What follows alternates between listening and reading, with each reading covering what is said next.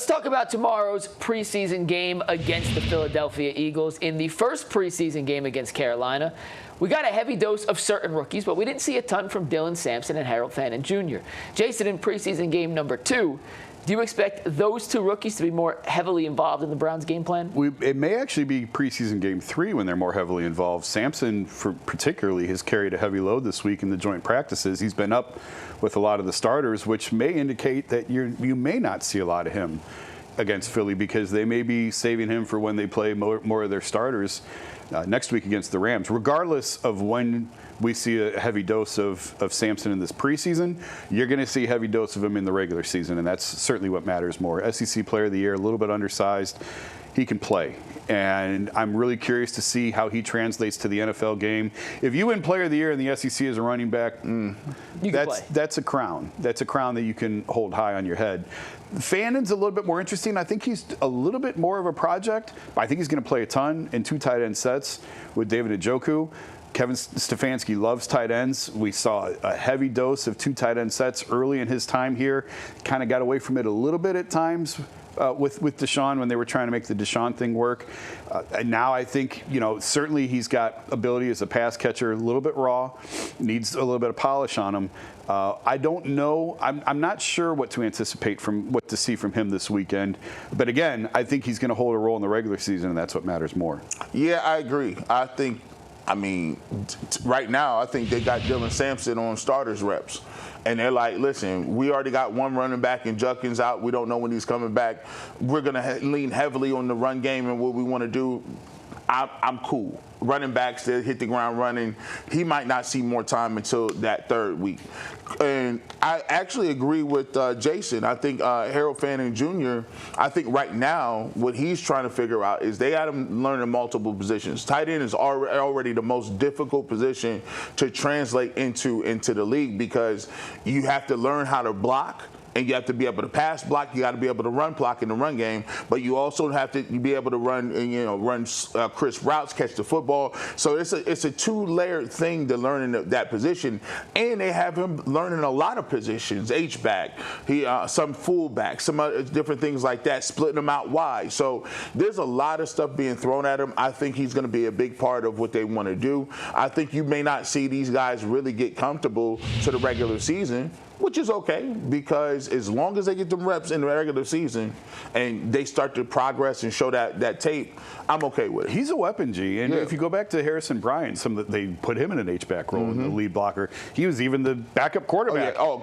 Fannin might be the emergency quarterback tomorrow. Read option. Gabriel doesn't play. Seriously. He played a little bit at Bowling Green. Yeah, he could.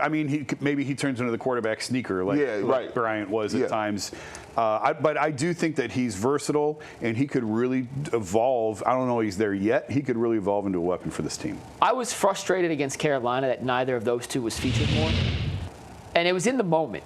And sometimes you need to take a step back and look at the bigger picture to kind of understand why. And I wanted to see them, just like I wanted to see more Schlesinger, more Mason Graham. And then I kind of realized, I think part of the reason they weren't featured that frequently in the Carolina game, and the same reason I don't think they'll be featured that much in this Philadelphia game, is they're going to be featured in the actual regular season, and that's what matters. Yeah. And we saw in week 1, Shedeur looked really good in the preseason, but all the concepts that Cleveland called and ran were as basic. And it's nothing against Shedeur. I'm just saying it's a basic offense in week 1 of the preseason against the basic defense. I don't think whether it's Dylan Gabriel on Saturday against Philadelphia, if it's Tyler Huntley, it's even more basic, that they're going to run just essentially the most basic version of their offense that is possible to run in an actual game situation. I think Kevin Stefanski has bigger plans for Sampson, has bigger plans for Fannin, and isn't willing to show other teams specifically how he wants and envisions using them when the real lights turn on September 6th against Cincinnati. So I think it's actually a good thing for those two, and it's a good sign of their progression. If they don't play in this preseason game all that much, that Stefanski already feels pretty confident he's seen enough not to need to force them in there just to get certain reps that he's already seen in practice. Yeah. I'm okay with it. I think sometimes you got to bring them along a little slower. But I expect them to be major contributors on the offense. I expect them to be guys that they lean on.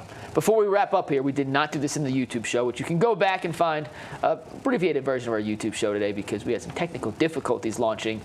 If Dylan Gabriel plays on Saturday against Philadelphia, we did this for Shedeur. We predicted his stat line, Jason. what would you predict Dillon Gabriel's stat line to look like? Last week for Shedeur, I think I said 10 of 14, 130-ish yards and a touchdown. Dillon, I think I said 14 of 20 for Shedeur. Dillon, I think, will be probably in the 13 of 18 range, 118, 120 yards, a touchdown and a pick. I got him 11 of 19, 1 touchdown, 1 pick. I'm going to go more completions, more attempts, and maybe even fewer yards. I'm going to see a ton of checkdowns. I'm going 16 to 27 for 108 yards, 1 tutty, 1 pick. 27. Whew. Listen, Cook. Stefanski lets his quarterbacks throw the ball in the preseason, especially if you're not going to feature Dylan Sampson and run the ball. I got him at 162. A lot of checkdowns. 162.